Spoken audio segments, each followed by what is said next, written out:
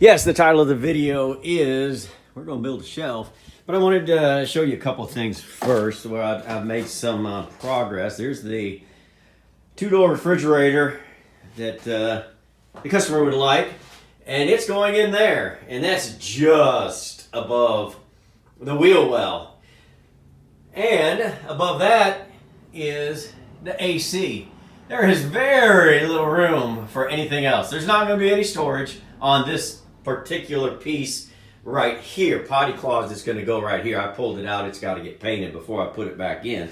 And the kitchen is going right here. I've got to get that wheel well put in. But I wanted to tell you, sometimes putting new things into old things doesn't work. Because like right here, hey, great camera work. So glad you stopped by. So there's all I've got for the kitchen right there. Now that's all the room we've got, 36 inches wide.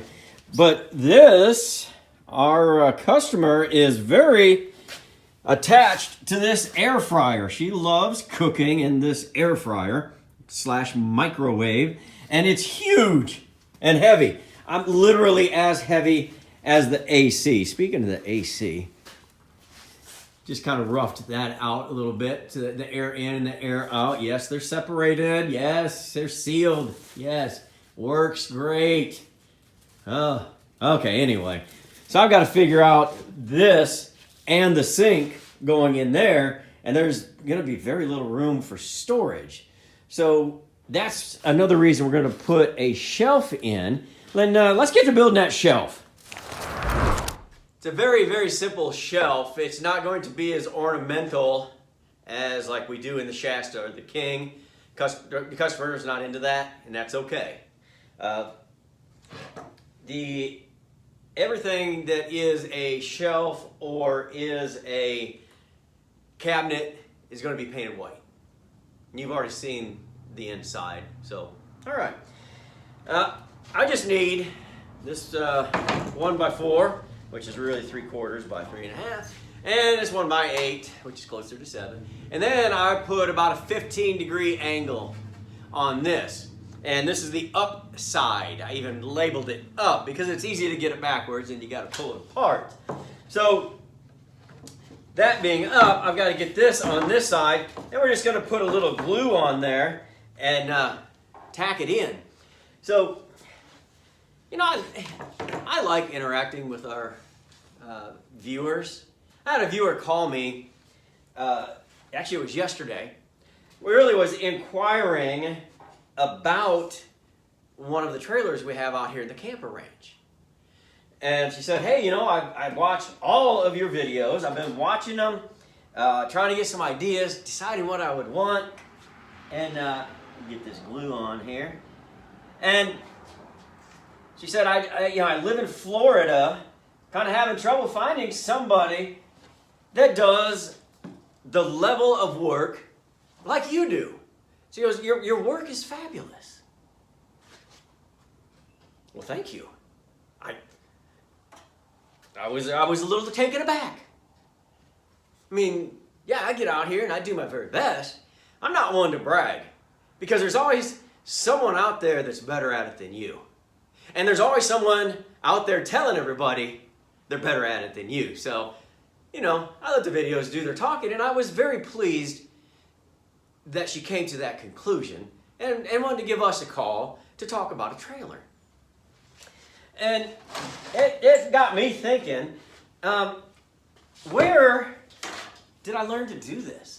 Now, there's a Rob the Rebuilder origin story, but I grew up on a farm in rural Ohio. And they say, what is it? Something about the mother of necessity. How did that go? I don't know. I can't even think about that right now. But what I do know is that we didn't have extra money. So if you grew up like that, you know what I mean. You had the things you needed, but sometimes those extra things weren't there. We didn't have money to pay somebody to come out and fix something. So my dad had to do it. He wasn't a trained carpenter. He wasn't a trained plumber. But he would listen to people. They would tell him and he would do it. And kind of pass that down to me a little bit. I would just take things apart, try to figure out how they work, and then find the part that's not working. That's kind of, in a nutshell. It's a longer story than that. I don't want to, make you think that I grew up a poor child or anything like that. We just didn't have everything, and we had to do it ourselves. Speaking of poor child, my sister had a friend. I need to get a hammer because I missed this a little bit. And her name was Susan. I remember her to this day. She was cute, good-looking high school student. I was a year younger than them, my sister and her, and they were good friends. But now Susan was rich. You want me to tell you how rich Susan was? This is how you know somebody's rich. She invited us over one time, our whole family, just to meet her family and to hang out, because my sister and her were fast friends, and they hung out all the time.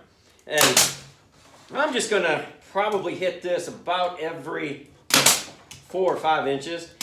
And we went to their house, and it was obvious as we pulled up they were wealthy people. I forget what Dad did. He's a very wealthy man. And this guy was so wealthy that he had a footstool. A footstool, you'll say? Everybody had a footstool back then. Now this guy, he had a legitimate footstool. He was also a big game hunter. He shot an elephant on safari. Had the big old elephant head up there. Big old tusk, back when you were allowed to do that. And when you prop your feet up, it was this much of an elephant's foot. Literally the little toenail things and the hair and the gray and the wrinkles, and then just a little piece across the top, a little upholstery. He had a footstool. Now that's the kind of money I don't think I'll ever have. I'm not sure that's what I want, but I don't know. I mean, I got a nice little shelf here. That's gonna go back here, right here, just like that. You can kind of see now up against this curve. Boom, just like that. And we're gonna try to get it right above the window because this is the 1x4 for the window. So if you kind of see this, and then you can kind of see how that, I think it's about 15 degrees, is gonna sit in there. And you can put a lot of stuff right here. Knickknacks, paddywhacks, your bedding, maybe an extra pillow, something like that. Pretty simple video. Just wanted to catch you up. I'll be back in a day or 2 or 3 with a little more content for you. I just wanted to share this with you because I like making these little shelves.